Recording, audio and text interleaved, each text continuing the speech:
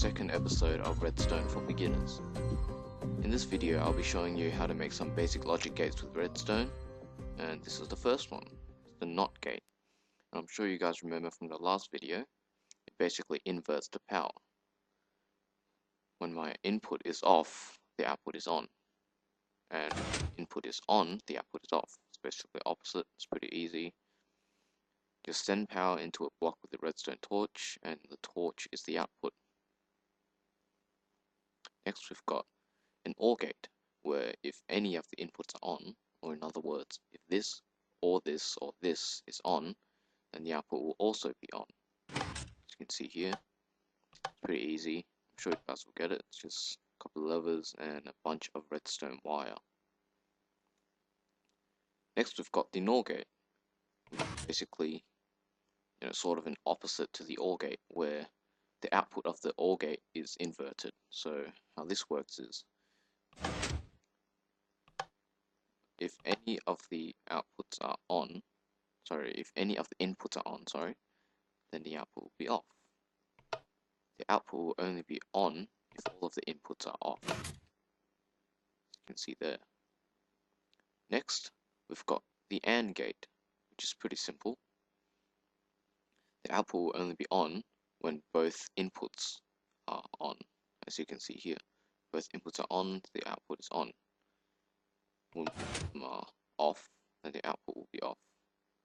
If both of them are off, then the output will still be off. How this works is, the levers send power into one of these blocks with the redstone torch on it, and they're both connected to a redstone wire which powers this block, which has got this redstone torch on it.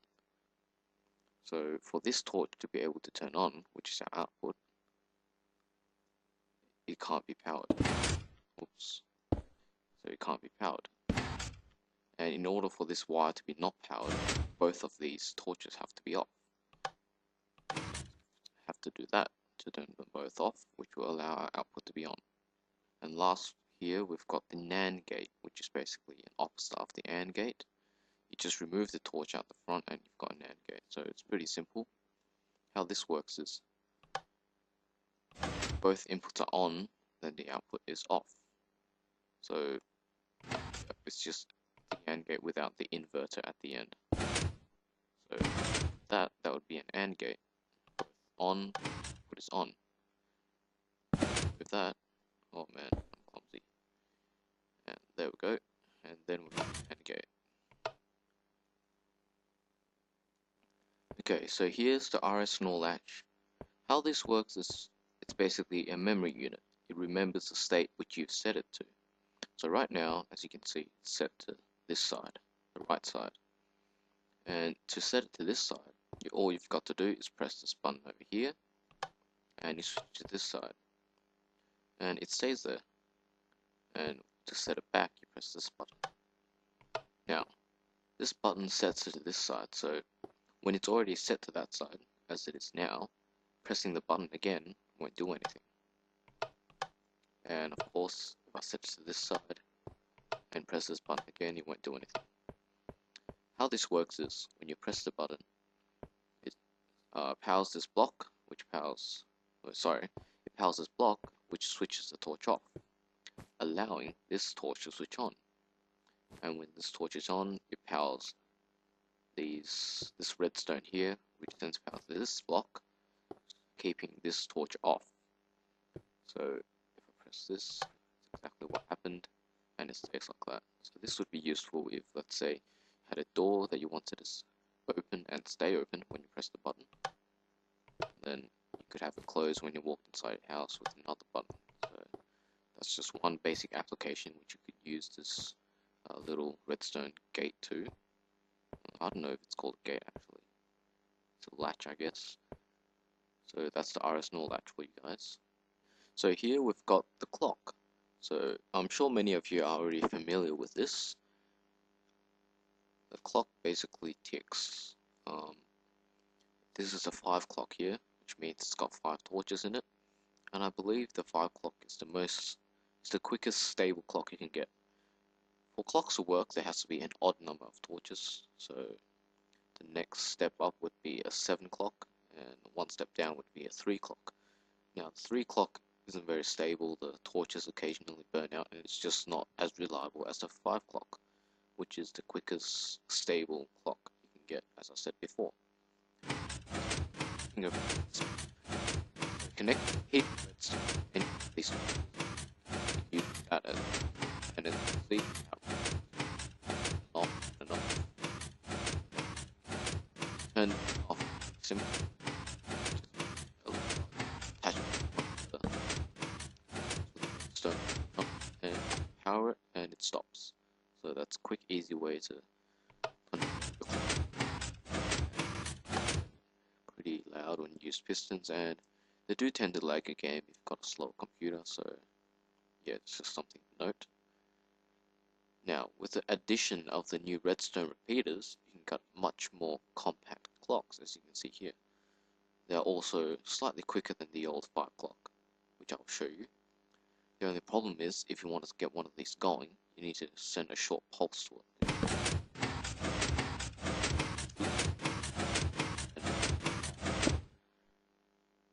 I'm sure you can see it's flashing left, right, and the problem is, as I said before, you need a short pulse to get going. If the pulse is too long, well, if the pulse is too long, it kind of freezes up like that, and it's pretty much useless once that happens.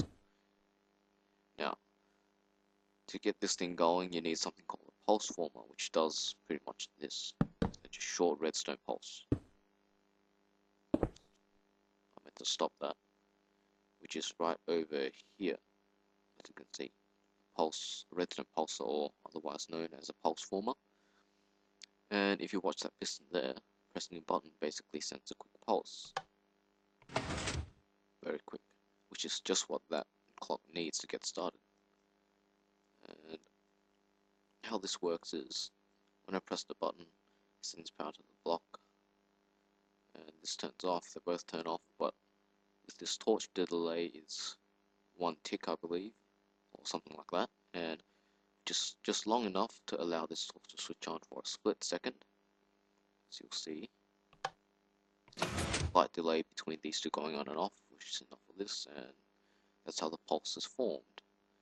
Now, as you can see, this takes up quite a bit of space, so I've gone ahead and designed something, not the T for flop, move stuff for now, don't need this contraption here. It is a pretty small version of the pulse former, which I believe is pretty original. I came up with this design myself, and I haven't really seen anyone make one of these before, so I may be wrong, but oh well. How this works is, when you press the button, that redstone torch over there, as I don't know if you saw, but it went off for a split second. There we go. The only thing is this requires a repeater, but I mean, look at the space you're saving anyway.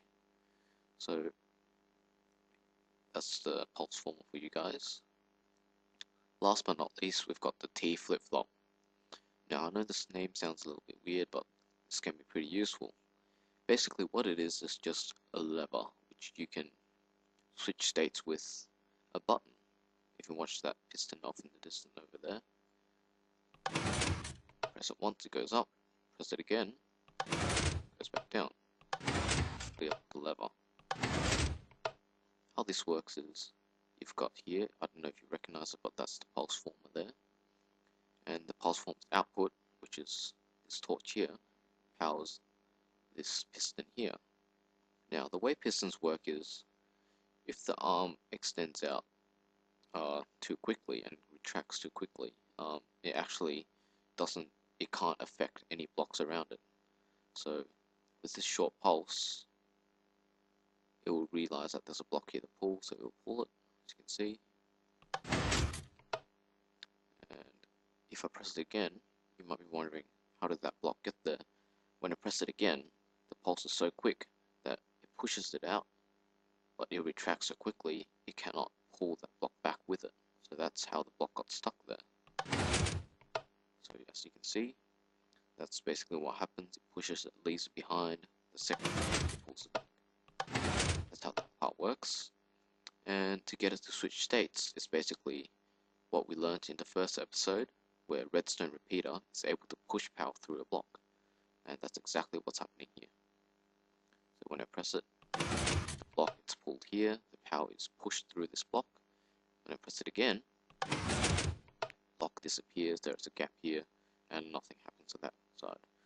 Now, the reason I need a repeater here is, for some reason, if I use the redstone wire just there, it just kind of glitches up, extends, but even though the even though the block goes away, there's no current, it kind of stays up there, I don't know why, but I thought of this just now actually. If I remove this torch, because if I left it there, it would have affected this repeater there. That should solve the problem, because all I needed to do was, I believe, add a delay to the signal. I don't know why, but that's just how it is. There we go, that seems to be working just fine. So I'm going to build one of these, because this is probably the most complicated build in the series so far. I'm just going to take this pulse former, which I made just a while ago, and all we need to do is attach a piston there. That's redstone torch, and that. Need to put any kind of block in front of the piston. Need to put repeater there, and that's pretty. Here is your output. So just put the piston here. Okay, powered, and if I press this, it goes down, it goes up. So that's how this works. I hope you guys understand this. It's not too hard once you understand the basics and how it works. So thanks for watching, guys. That's pretty much it for this episode. If you enjoyed this video, feel free to leave a like, and if you want more, please subscribe to our channel, Multiple Gaming Crew. And yeah, thanks for watching, and don't be afraid to leave a comment, if you have any suggestions, or correct me if I did anything wrong. So yeah, thanks guys, thanks for watching.